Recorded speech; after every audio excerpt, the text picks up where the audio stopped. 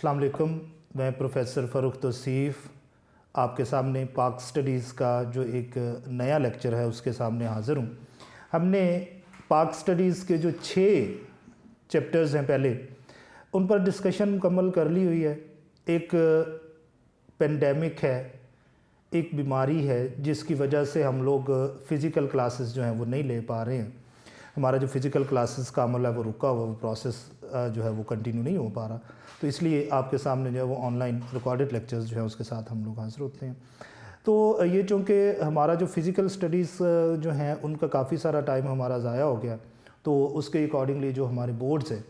उन्होंने education department ने हमारे लिए जो स्मार्ट सिलेबस बनाया, हम अपने लेक्चर्स जो हैं वो उसी के अकॉर्डिंगली डिस्कस कर रहे हैं। आज जो हमने चैप्टर शुरू करना है, जिस पर डिस्कशन हमने स्टार्ट करनी है, वो लैंग्वेजेस ऑफ पाकिस्तान है, पाकिस्तान की ज़ुबानें हैं। पाकिस्तान दुनिया की जो लार्जर स्टेट्स हैं उनमें से एक जो है वो कंसिडर किया जाता है। पाकिस्तान अकॉर्डिंग टू एरिया दुनिया की 33वीं बड़ी जो है वो स्टेट है। तो अगर दुनिया में 200 के करीब कंट्रीज़ हैं तो उसके अकॉर्डिंगली पाकिस्तान जो है वो दुनिया की बड़ी स्टेट्स में हम लोग शुमार कर सकते हैं। एक तरीका तो एरिया होता है, दूसरा तरीका किसी भी कंट्री की वास्टनेस को जानने के लिए, उसकी कुशादगी को जानने के लिए लैंग्वेजेस होती हैं, वैरायटी ऑफ लैंग्वेजेस। ज़ुबानें कितनी हैं जो उस एरिया में बोली जाती हैं, उसके अकॉर्डिंगली भी हम लोग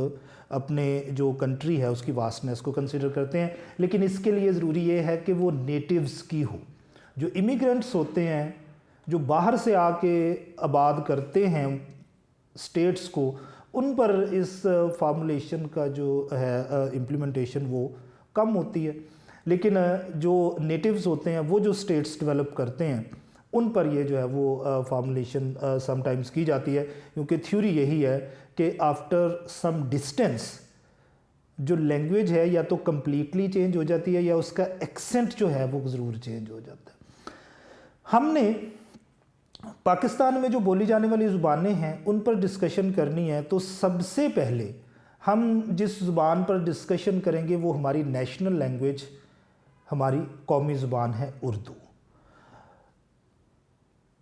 कैसे ओरिजिनेट हुई, कैसे इसका आगाज़ हुआ, कौन सी ज़ुबानें हैं जिनके अल्फाज इसमें हमें शामिल हुए मिलके, जिनके असरात हमें इस पर जो हैं वो मिलते हैं। वोकैबलरी में हमारी वोकैबलरी किस तरह से, या अल्फाज का जो ज़ख़ीरा है उसमें किस तरह से इजाफ़ा हुआ या कैसे इजाफ़ा होता चला जा रहा है, हम इस पर ज़िक्र करेंगे। फिर इस ज़ुबान के जो मुख्तलिफ़ अदवार में नाम रहे हैं, डिफरेंट जो टाइम पीरियड्स हैं उनमें इसके जो डिफरेंट नेम्स हमने रखे हैं, उन नेम्स को भी हम लोग यहाँ पर जो है वो डिस्कस करेंगे। देन किसी भी लैंग्वेज में जो सबसे पहला काम लिटरेचर में किया जाता है, डेट इज़ पोइट्री, वो शायरी होती है। दुनिया की कोई भी ज़ुबान हो, उसमें सबसे पहले जो लिटरेचर लिखा जाता है वो शायरी होती है। तो हम लोग देखेंगे कि उर्दू में जो लिटरेचर लिखा गया, उसमें जो पोइट्री या शायरी लिखी गई, उसमें किन लोगों ने काम किया। फिर दूसरी इसकी जो टाइप होती है वो नसर होती है, प्रोज़ होती है। हम उसमें भी देखेंगे कि किन किन लोगों ने जो वो काम किया हुआ है। फिर एक ऐसी शख्सियत का भी जिक्र करेंगे जिन्होंने जदीद उर्दू अदब जो है उसकी बुनियाद रखी, उसकी बेसिस पर जो है जदीद उर्दू आज तक जो है वो चला आ रहा है। फिर हम लोग डिस्कस ये करेंगे कि Urdu as a national language, Urdu कौमी राब्ते की ज़ुबान, ये इसी टॉपिक का जो है हिस्सा है। हम इसको डिस्कस करते हुए वहाँ तक पहुँचेंगे और फिर देखेंगे कि ये एक डेवलपिंग लैंग्वेज है जो तरक्की की तरफ गामज़न है। आहिस्ता आहिस्ता इसमें नए वर्ड्स जो हैं वो ऐड ऑन होते जा रहे हैं, इसका एक्सेंट चेंज होता चला जा रहा है, और उसके साथ साथ ये जो ज़ुबान है इसमें जिद्दत आती चली जा रही है। एक चीज़ हमने हमेशा याद रखनी है, language and culture keeps on changing, ये तब्दील होते रहते हैं, ये कहीं पर भी साकन नहीं होते, इनमें किसी जगह पर भी जो है वो ब्रेक्स नहीं होती हैं। ये कंटिन्यूसली वक्त गुजरने के साथ साथ कल्चर और लैंग्वेज जो है ये दोनों चीज़ें चेंज होती रहती हैं, इनमें तब्दीलियाँ رونما ہوتی رہتی ہیں. جیسے آپ نئے نئے لوگوں سے ملتے ہیں ویسے ہی ان لوگوں کی چیزیں جو ہیں وہ ان میں ہم لوگ شامل کرتے چلے جاتے ہیں. ٹھیک ہو گیا. اب ہم نے ڈسکشن کرنی ہے اردو کو ایک قومی رابطے کی زبان کے طور پر. سب سے پہلی چیز کیوں ضرورت پیش آئی سب کانٹیننٹ میں یا بر صغیر میں ایک نئی زبان کی, ہم نے اس کو ڈسکس کرنا ہے. پہلی چیز, اب جب مغلز سب کانٹیننٹ میں آئے تو مغلز کی جو فوج تھی اس میں مختلف علاقوں کے لوگ شامل تھے. پرشینز تھے, ٹرکش تھے, تاجکس تھے, اسی طرح سے پشتو بولنے والے لوگ, سندھی تھے, پنجابیز تھے, بنگالیز کی ایک بہت بڑی تعداد جو ہے وہ مغلز کے جو لشکر ہے, جو اس کی فوج ہے, آرمڈ فورسز ہیں, اس میں وہ شامل تھیں. اب آرمڈ فورسز میں کمانڈ اوبے کرنا, سپیریئر کے جو آرڈرز ہیں اس کو اوبے کرنا ان کے فرائض میں شامل ہوتا ہے. لیکن کیا بغیر جملے کو سمجھے ہوئے آپ لوگ آرڈرز اوبے کر سکتے ہیں؟ جب آرڈر کی سمجھ ہی نہیں آئے گی کہ کمانڈنٹ نے یا کمانڈر نے آپ کو آرڈر کیا کیا ہے تو اس کو اوبے کیسے کریں گے؟ اس کے لیے یہاں پر جو مغل فوج ہے اس کو بڑی مشکل کا سامنا کرنا پڑ رہا تھا. تو سوچا یہ گیا کہ ہم لوگ ایسا کرتے ہیں کہ ہمارے یہاں پر فوج میں, لشکر میں جتنے بھی لوگ شامل ہیں,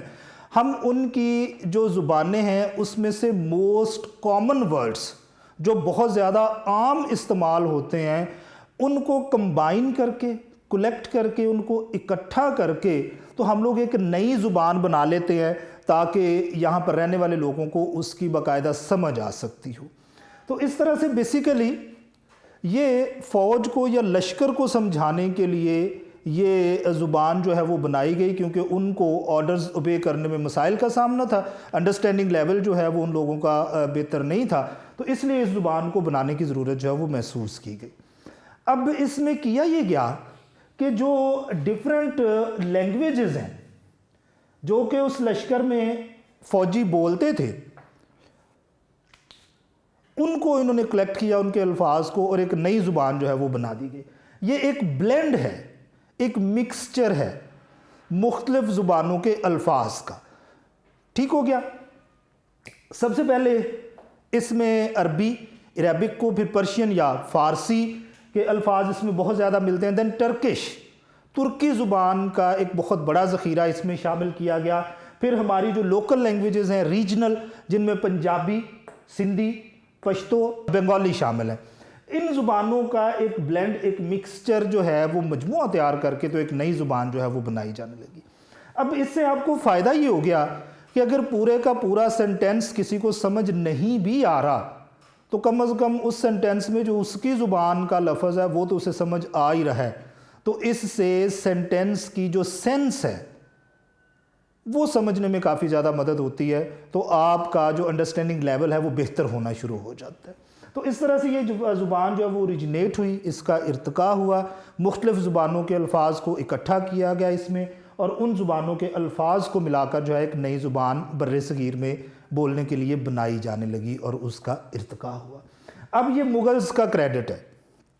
مسلمز نے یہ کام کیا ہوا ہے, تو اس لیے اس زبان سے ہمیں محبت بھی ہے.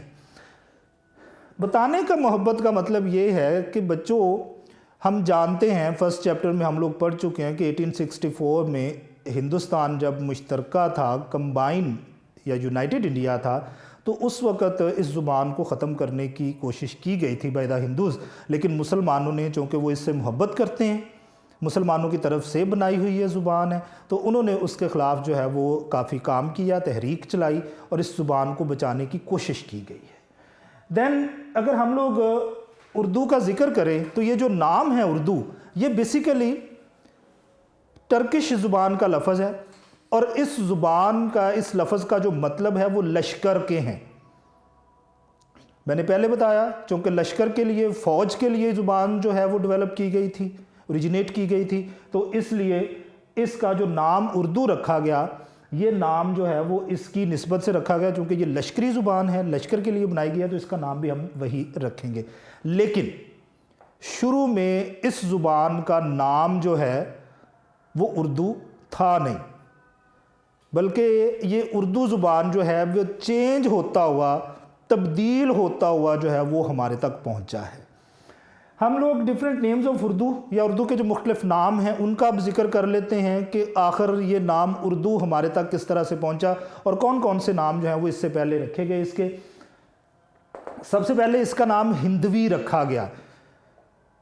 ہندوستان کے رہنے والے جو زبان بولیں گے اس کو ہندوی جو ہے وہ کہا گیا۔ انہوں نے کہا جی سب سے پہلے یہ چونکہ ہندوستان میں بنائی ہے اور ہندوستان کے لوگوں کے بولنے کے لیے یہ زبان جو ہے وہ ڈیولپ کی گئی ہے، تو اس کا نام جو ہے وہ اس ایریا کے اکارڈنگلی، اس کنٹری کے اکارڈنگلی جو ہے وہ ہندوی رکھا گیا۔ دین اس کا بعد میں نام جو ہے وہ ریختہ بھی پڑا، ریختہ بھی رکھا گیا اس کا نام، لیکن یہ نام جو ہے یہ بہت زیادہ دیر تک جو ہے وہ سب کانٹیننٹ میں رائج نہیں رہا۔ ایک ٹائم ایسا آیا جب دہلی میں ہندوی یا ریختہ بولنے والے لوگ اور دہلوی زبان بولنے والے لوگ جو ہیں وہ دہلی کے ایک ہی محلے میں جو ہے وہ اکٹھے ہو گئے، اور اس وقت کا جو مغل بادشاہ تھا شہنشاہ، اس نے اس محلے کا نام جو ہے وہ اردو معلیٰ جو ہے وہ نام رکھ دیا۔ تو اس نام کی نسبت سے پھر اس زبان کا نام بھی اردو معلیٰ ہی پکارا جانے لگا، کیونکہ اس محلے میں چونکہ اردو بولنے والے زیادہ تر لوگ رہتے تھے، تو انہوں نے کہا جی اگر یہاں پر رہنے والے لوگوں کو اس محلے کا نام اردو معلیٰ ہے تو پھر زبان کا نام بھی تبدیل ہوتے ہوتے جو ہے وہ اردو معلیٰ رکھ دیا گیا۔ بعد میں اس زبان کو چینج کر کے تبدیل ہوتے ہوتے یہ نام جو ہے وہ اردو ہو گیا۔ اب اردو نام بیسیکلی بڑا سوٹ کرتا ہے اس زبان کے لیے، کیونکہ میں پہلے ہی انٹروڈکشن میں ذکر کر چکا ہوں کہ یہ زبان لشکر کے لیے ڈیولپ کی گئی تھی، تو ایک ایسا لفظ اس کے نام کے لیے ہونا چاہیے تھا جس کا مطلب جو ہے وہ کسی طریقے سے آرمی یا لشکر جو ہے وہ ہو پاتا۔ تو پھر ترکی کا یہ جو لفظ ہے، ترکی زبان کا، ٹرکش لینگویج کا، اس کو سلیکٹ کیا گیا اس زبان کے نام کے لیے، تو اس طرح سے اس کا نام جو ہے وہ اردو پڑ گیا، اور اب ہم جو ہیں وہ اسی اردو کو آگے لے کے جو ہے وہ چل رہے ہیں۔ ڈفرینٹ پیریڈز آف اردو کے جو مختلف ادوار ہیں، مختلف زمانے، اس کے حوالے سے ہم لوگ ذکر کر لیتے ہیں۔ اچھا، آپ کو یہ جو اردو زبان ہے اس کے مختلف ٹائم پیریڈز جو ہیں وہ ہم لوگ ڈسکس نہیں کریں گے ڈیٹس کے اکارڈنگلی یا ایئرز کے اکارڈنگلی، تاریخ یا سال کے اکارڈنگلی ڈسکس نہیں کریں گے۔ ہم لوگ اس کو ڈسکس کریں گے مختلف لوگ جو ہیں جنہوں نے اردو میں مختلف زبانوں میں لٹریچر لکھا ہے، اردو زبانوں میں جنہوں نے کام کر رکھا ہے، اس کا ہم لوگ جو ہیں وہ یہاں پر ذکر کرنے جا رہے ہیں۔ یہ لٹریچر لکھنے والے لوگ ہیں، اور ہم نے اس کے جو ٹائم پیریڈز ہیں، اس کے جو ادوار ہیں، مختلف زمانے ہیں، اس کو ہم لوگوں نے انہی لوگوں کی وجہ سے جو ہے وہ ڈیفرنٹ ٹائم سلاٹس میں چینج کر رکھا ہے۔ سب سے پہلے یہاں پر امیر خسرو کا ذکر جو ہے وہ کیا گیا ہے۔ امیر خسرو پوئٹ ہیں، میوزیشین ہیں، انہوں نے شاعری جو ہے وہ اردو زبان میں کر رکھی ہے۔ دین مصحفی کا ذکر ہے یہاں پر، یہ آپ لوگ جو ہے اپنے سلیبس میں ان کی کوئی نہ کوئی نظم یا غزل جو ہے وہ ڈیفینیٹلی پڑھتے ہوں گے، اردو میں ان کی جو لکھی ہوئی شاعری ہے وہ شامل ہوتی ہے۔ دین غالب، مرزا غالب جو ہیں، یہ one of the most familiar Urdu poets جو ہیں ان میں سے ایک ہیں، یعنی سب سے مشہور جو اردو لکھنے والی پرسنالٹیز ہیں جنہوں نے اردو پوئٹری میں، اردو شاعری میں بہت زیادہ کام کر رکھا ہے، وہ مرزا غالب ہیں۔ پھر ان کا ٹائم، پھر مرزا ریختہ کا یہاں پر ذکر ہے، انہوں نے بھی بہت زیادہ کام جو ہے وہ ایک زمانے میں اردو میں کر رکھا ہے۔ پھر اس کے بعد مرزا ذوق کا یہاں پر جو ہے وہ ذکر کیا گیا ہے، انہوں نے بھی شاعری میں بہت زیادہ کام جو ہے وہ کر رکھا ہے۔ آپ نے دیکھا ہوگا کہ ہم نے جتنے بھی لوگوں کا یہاں پر ذکر کیا ہے ڈیفرنٹ ٹائم پیریڈز کے لحاظ سے، یہ سارے کے سارے اپنے اپنے زمانے کے بیسٹ پوئٹس، اچھے شاعر رہ چکے ہوئے ہیں۔ یہاں پر نثر یا پروز والوں کا ذکر بڑا کم ہے، کیونکہ میں نے پہلے بتایا کہ جو پہلا کام کسی بھی زبان کے اوریجنیٹ ہونے کے بعد یا اس کے آغاز، اس کے ارتقاء کے بعد کیا جاتا ہے وہ شاعری ہوتی ہے، تو ہم لوگ پھر شاعری کے اکارڈنگلی ہی چیزیں جو ہیں وہ ڈسکس کرنے کی کوشش کر رہے ہیں لٹریچر یا ادب میں۔ اچھا، اگر ہم ان کے ٹائم سلاٹ کے بعد ذکر کریں ان لوگوں کا جنہوں نے پوئٹری اور پروز، شاعری اور نثر میں جو ہے وہ اردو زبان میں بہت زیادہ کام جو ہے وہ کر رکھا ہے، اس کے اکارڈنگلی اگر ہم لوگ یہاں پر ڈسکشن کریں تو اس میں بھی بہت سارے لوگ ہمیں جو ہیں وہ اس میں کام کرتے ہوئے نظر آئیں گے، اور اسی کا ہم لوگ جو ہیں وہ ذکر کریں گے۔ اب ٹائم ٹو ٹائم زبان چینج ہوتی ہے، لینگویج بدلتی رہتی ہے، اس میں تبدیلیاں، اس میں ریفارمز آتی رہتی ہیں، اور یہ ریفارمز بہتر ہوتی ہیں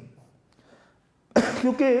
آپ لوگوں نے جو کہ جیسے جیسے گلوبل ولیج جو ہے وہ انٹینس ہوتا چلا جا رہا ہے، گلوبل ولیج ایک دوسرے کے زیادہ نزدیک ہوتا چلا جا رہا ہے، تو ویسے ویسے آپ کو کمیونیکیشن کی ضرورت پیش آتی ہے۔ تو اب کمیونیکیٹ کرنے کے لیے، دوسرے لوگوں کے ساتھ رابطہ قائم رکھنے کے لیے آپ لوگوں کو پھر اپنی زبان میں دوسری زبانوں کے بہت سارے الفاظ کو شامل کرنا پڑتا ہے۔ اس سے اس زبان کی ووکیبلری یا اس کا جو ذخیرہ الفاظ ہے اس میں اضافہ ہوتا چلا جاتا ہے۔ جتنی پرانی زبان ہوگی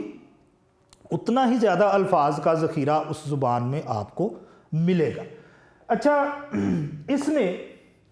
ایک بات یاد رکھیے گا کہ جو لکھنے کے لیے سکرپٹ یا رسم الخط جو ہے وہ چوز کیا گیا، سلیکٹ کیا گیا، وہ پرشین تھا، فارسی تھا۔ اس کو فارسی رسم الخط پر جو ہے وہ لکھا جاتا ہے اور اسی طریقے سے اس کو جو ہے وہ آگے کام کرایا جاتا ہے۔ پوئٹری میں یا شاعری میں جن لوگوں نے بہت زیادہ کام کیا، بہت زیادہ انہوں نے اس میں اپنا کام جو ہے اس میں مگن رہے، اس میں سب سے پہلے ہم لوگ ولی دکنی کا ذکر کریں گے۔ یہ جو ولی دکنی ہیں، پوئٹ ہیں، اردو کے جو پہلے شاعر ہیں یا پہلے شعراء اکرام ہیں، ان میں سے ایک جو ہے یہ ولی دکنی ہیں، اور ان کا ذکر جو ہے وہ کیا جاتا ہے یہاں پر۔ پھر والی گوالکنڈہ، یہ ایک ریاست ہے، اس ریاست کے جو والی ہیں انہوں نے جو دیوان ہے اپنا وہ بھی پرنٹ کروا رکھا، اس زمانے میں وہ بھی پہلے شعراء میں شمار کیے جاتے ہیں۔ دن رفیع سودا، ان کا نام اس میں شامل ہے۔ پھر میر تقی میر اور میر درد بہت فیمس ہیں، اور میر درد جو ہیں یہ ان شعراء کرام میں شمار ہوتے ہیں جنہوں نے اردو زبان میں مرثیہ گوئی، مرثیہ نگاری جو ہے وہ شروع کی۔ اور ہم لوگ جانتے ہیں کہ مرثیہ کسی بھی ٹریجک واقعے کو، کسی بھی بڑے ٹریجک واقعے کو شعری صورت میں بیان کرنا مرثیہ گوئی کہلاتی ہے۔ آپ نے اردو میں ڈیفینیٹلی پڑھا ہوگا، میں چونکہ لٹریچر کا آدمی ہوں نہیں تو میں جتنا اس کو ڈیفائن کر سکتا تھا وہی آپ کے سامنے کر رہا ہوں، تو لیکن ہم نے مرثیہ گوئی کو ایسوسییٹ کر رکھا ہے صرف واقعہ کربلا کے ساتھ، اور جو واقعہ کربلا جو ہے ہوا اس میں جو مظالم اہل بیت پر ڈھائے گئے انہی کا ذکر جو ہے وہ انہوں میں کیا جاتا ہے، اور اس کی ابتدا جو ہے وہ میر درد جو ہیں ان جیسے شعراء کرام نے کی ہیں، اور پہلی دفعہ اردو زبان میں انہی لوگوں نے مرثیہ گوئی جو ہے اس کو بیان کیا۔ پھر اگر ہم لوگ پروز کا ذکر کریں، جو ہے وہ ہم لوگ نثر کا ذکر کریں، تو جو نثر ہے اس میں ذوق اور بہادر شاہ ظفر کا ذکر ہے۔ اچھا، یہ جو بہادر شاہ ظفر ہے یہ ہم سب لوگ جانتے ہیں کہ آخری مغل بادشاہ ہے، اور یہ جو مغل بادشاہ ہے یہ ادب میں مضامین وغیرہ جو ہے وہ لکھنے میں کافی مہارت رکھتا ہے، شاعر بھی ہے، لیکن اس نے جو ہے وہ اردو میں پروز میں جو ہے وہ کافی زیادہ کام کر رکھا ہے، اس لیے ہم لوگ اس کو پروز کے حوالے سے ذکر کرتے ہیں۔ اسی حصے کے اگر آپ لوگ آخری والے حصے میں دیکھیں تو یہاں پر ماڈرن اردو لٹریچر یا جدید اردو ادب کا ذکر جو ہے وہ کیا گیا ہے۔ اچھا، یہاں پر جو نام ہمیں نظر آ رہا ہے وہ علامہ محمد اقبال کا ہے۔ اب ہم یہ جانتے ہیں کہ یہ ماڈرن شعراء کرام میں تو شمار نہیں ہوتے، لیکن انہوں نے اصل میں جو جدید اردو ادب ہے اس کی بنیاد رکھی ہے۔ انہوں نے اپنا زیادہ تر کام پرشین میں یا فارسی میں کر رکھا ہے، لیکن انہوں نے اردو زبان میں شاعری کی جو نئی جہت ہے، جو نئی ڈائمینشنز ہیں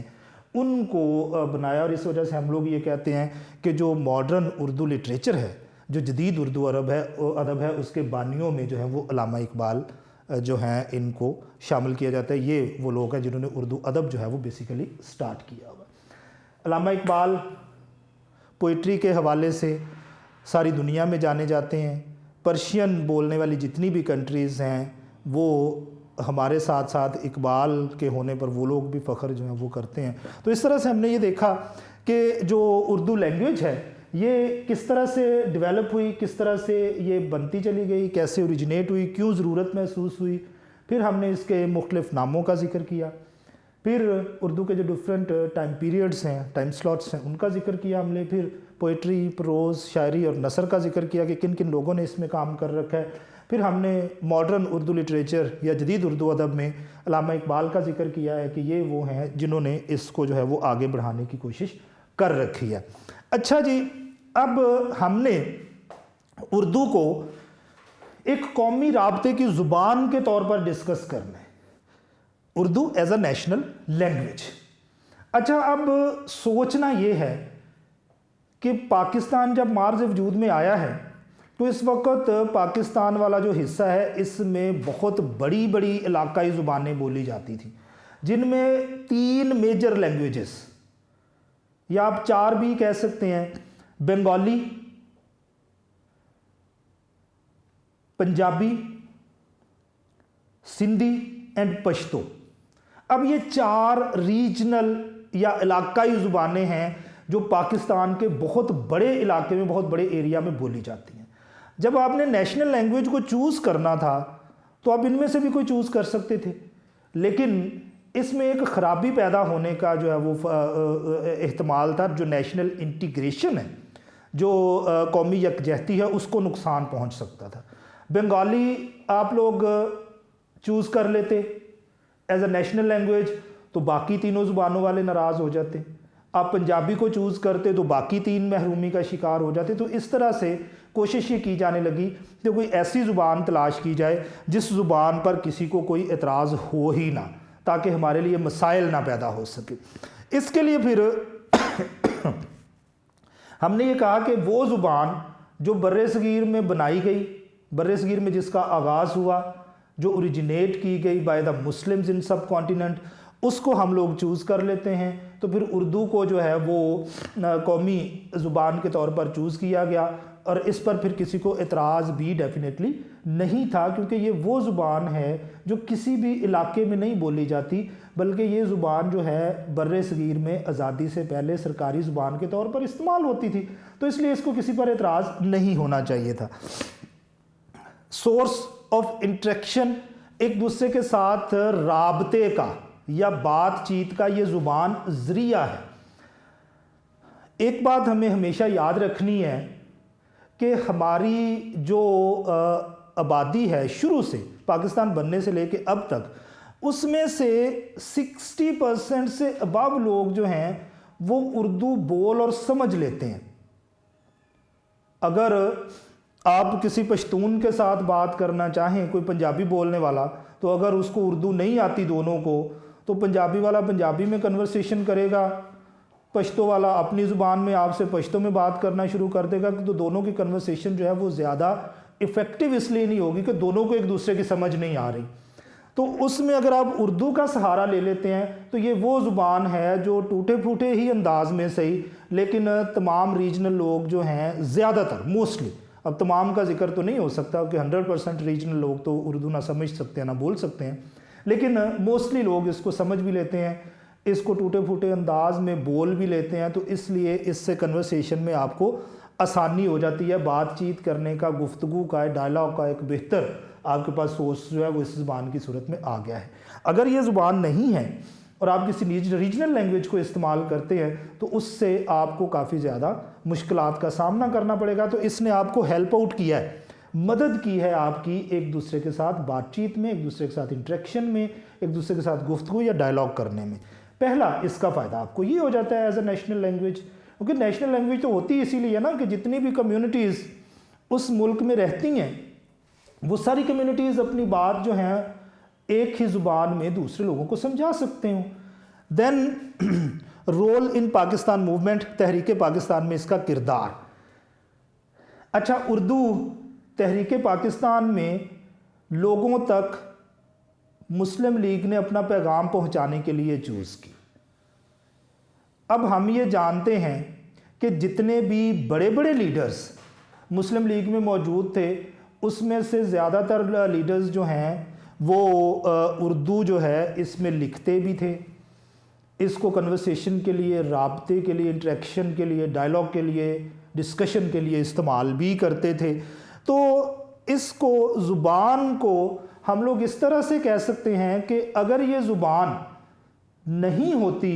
تو مختلف جو ہمارے علاقے ہیں جہاں پر ریجنل لینگویجز بولی جاتی تھیں وہاں تک آزادی کا پیغام پہنچانا ہمارے لیے بہت مشکل ہو جاتا، کیونکہ یہ وہ زبان ہے، میں پہلے کہہ چکا ہوں کہ لوگ پہلے سے اس کے ساتھ فیملیئر ہیں، جانتے ہیں اس کو، تو اس لیے لوگوں تک پیغام جو ہے وہ آسانی سے پہنچ گیا اور لوگ جوک در جوک جو ہے گروپس کی صورت میں تحریک پاکستان میں شامل ہونا شروع ہو گئے۔ پھر اس میں مضامین لکھے مختلف جو ہمارے لیڈرز ہیں، انہوں نے بھی، ہمارے جو نثر لکھنے والے، ادب لکھنے والے لوگ ہیں، انہوں نے بہت کچھ اس میں لکھا۔ پھر شاعری میں، پوئٹری میں بڑا کام ہوا، جس میں اقبال نے جو ہے وہ مسلمانوں کو جگانے کے لیے اس زبان کا جو ہے وہ سہارا لیا شاعری میں، پوئٹری میں۔ تو اس طرح سے اس زبان میں ہماری بہت زیادہ مدد کی بر صغیر کے سب کانٹیننٹ کے جو مسلمز ہیں ان تک آل انڈیا مسلم لیگ کا پیغام پہنچانے کے لیے۔ Then close relationship with regional languages, یہ ہماری جو علاقائی زبانیں ہیں اس کے ساتھ اس کا کافی قریبی تعلق ہے، کیونکہ ہم نے اس کے یہاں پر لکھا ہے نا، آپ نے دیکھا ہوگا کہ ہماری جو علاقائی زبانیں ہیں اس کے بہت سارے الفاظ اس زبان میں شامل کیے گئے ہیں، تو اس لیے جتنی بھی ریجنل لینگویجز ہیں وہ اپنے آپ کو یا اردو کو اپنی زبان کا حصہ ہی کنسیڈر کرتے ہیں، کیونکہ ہماری جو علاقائی زبانیں ہیں سب سے زیادہ الفاظ ان علاقائی زبانوں کے ہم نے اردو میں جو ہے وہ بعد میں ایڈ آن کیے، شامل کیے، ووکیبلری میں اس کے الفاظ کے ذخیرہ کو بڑھانے کے لیے ہم اس میں جو ہے شامل کرتے رہے ہیں۔ تو یہ جو ہماری علاقائی زبانیں ہیں اس حوالے سے ہمارے لیے یہ کافی زیادہ اہم کنسیڈر کی جاتی ہے۔ اہم ہم لوگ جانتے ہیں کہ کنورسیشن کے لیے استعمال ہوتی ہے، تو چونکہ جو ہماری علاقائی زبانیں ہیں ان کے ساتھ اس کا تعلق اس لیے ہے کہ ان کی الفاظ جو ہیں وہ بہت زیادہ ہم نے اس میں شامل کر رکھے ہیں، جس کی وجہ سے یہ کافی زیادہ جو ہے وہ بہتر لینگویج ہمارے لیے بنتی ہے۔ دین ڈیولپنگ لینگویج ہے، ترقی کرتی ہوئی زبان ہے۔ اب ایک بات آپ نے یاد رکھنی ہے، میں نے شروع میں بھی آپ سے ذکر کیا تھا کہ زبان اور کلچر تبدیل ہوتے رہتے ہیں، اس میں ریفارمز آتی رہتی ہیں اور یہ آنی چاہیے، ایک نیچرل پروسیس ہے۔ اس کی وجہ یہ ہے کہ اگر آپ لوگوں کی زبان ترقی نہیں کر رہی، ڈیولپ نہیں ہو رہی، تو آپ پھر نئی دنیا کے ساتھ رابطے میں ناکام ہو جاتے ہیں۔ ہمیشہ اس میں تبدیلیاں، اس میں ریفارمز ہوتی رہتی ہیں، یہ چینج ہوتی رہتی ہیں، نئے الفاظ اس میں شامل ہوتے رہتے ہیں، پچھلے جو پرانے الفاظ ہوتے ہیں وہ بہت سارے اس میں سے نکال دیے جاتے ہیں، یا ان الفاظ کا ایکسنٹ یا لہجہ اس کو چینج کر دیا جاتا ہے تاکہ نئے لوگ جو ہیں ان کی کافی زیادہ سمجھ میں آ سکے ہو، کیونکہ زبان وہی ترقی کرتی ہے جو عام آدمی، جو کامن پیپل ہیں، ان کی سمجھ میں آ سکتی ہو۔ تو اس دور میں اگر آپ بہت ہی زیادہ